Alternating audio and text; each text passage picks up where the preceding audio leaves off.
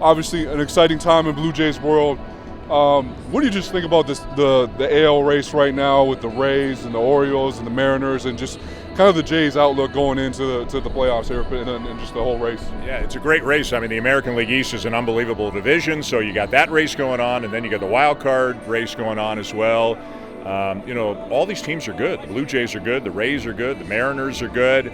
The Yankees built up a huge lead, and they're trying to hang on. So it's exciting. I've done this for a lot of years, and some years the team you're covering is not in the race. It's exciting when the team is in the race, and the Blue Jays have such a huge following because the whole country supports them, and fans are fired up. Remember, they missed the playoffs by one game last year too, right? So everybody's hoping they can figure it out this year. All right, Dan, and I got to ask you too, you're a hometown guy working for your hometown team as well. What's that like? And what, as well, Jordan Romano is experiencing that as well, as actually on the team. What is that like for him as well? So, I'll start with me. To grow up in Toronto, the Blue Jays were born in 1977, and I was a 10-year-old kid at that first game in the snow at the old ballpark exhibition stadium. So to do games, I've talked about this with friends of mine who are broadcasters for other teams. These jobs are all very special, but then if you can do it for your hometown team, that's even more special. Like, how many of us are lucky enough to do that? So I feel very lucky that I'm calling games for my hometown team. My family's all Blue Jays fans. My friends are all Blue Jays fans. It's pretty cool. I can't speak for Jordan, but I can tell you things that he said. He went down and went to Blue Jays games when he was a kid. He's from Markham, which is just north of Toronto. And now to be closing in front of 40,000, they open the gate, they do this huge light show for him, like they do for all closers. And he's as good a closer as there is in baseball. So on my little broadcast level, I'm living the dream. On his big major league player level, he's living the dream as well. Well said, well said. And I got to ask you both, Vladimir Guerrero Jr. and Bo Bichette, obviously already superstars in this game.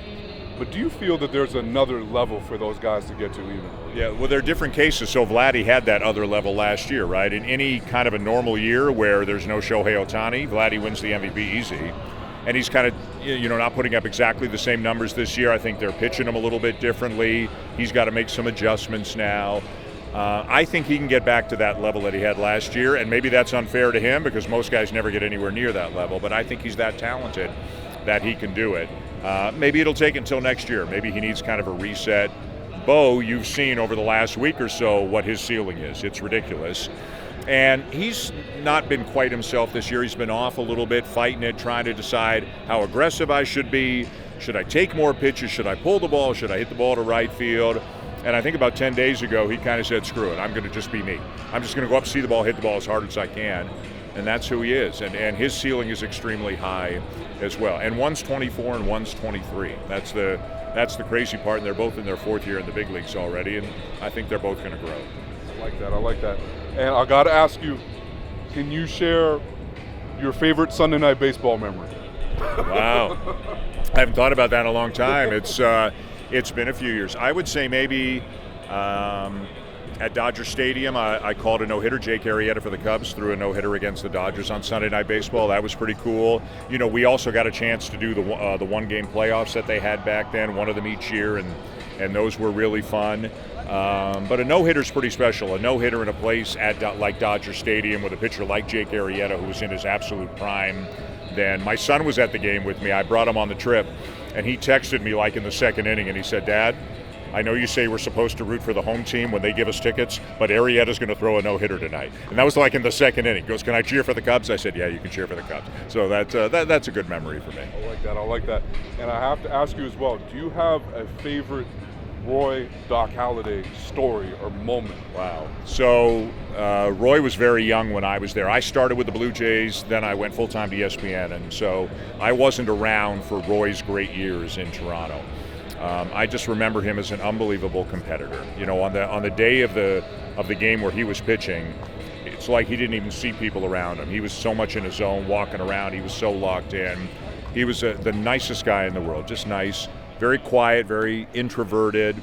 At least what we saw in the media. But the little I did get to know him, I loved, and everybody misses him. It's a tragedy that he died so young, but. He's one of the two. He and Dave Steve, those are the two greatest pitchers the Blue Jays have ever had. They were both very special. I want to ask you about another underrated Blue Jays legend, Carlos Delgado. I know he unfortunately, fell off the Hall of Fame ballot. Yeah. Do you think we could see him get in as a veteran one day? It's possible. Some guys, that's another avenue for guys to get in. There's no way in the world he should have fallen off that quickly. I think he hit 473 home runs, I'm not sure. But the problem for Carlos is he was competing in an era where a lot of guys were on steroids and putting up huge numbers. Carlos came up, at the age of 20, Carlos was strong already. A great guy, the best smile in baseball when he was a player. Blue Jay fans loved him, absolutely loved him. So I'd love to see him get some consideration. Fred McGriff's another guy who should get some consideration. His first 4 years in the majors were with the Blue Jays. So I'd love to see those two guys get a little bit of traction.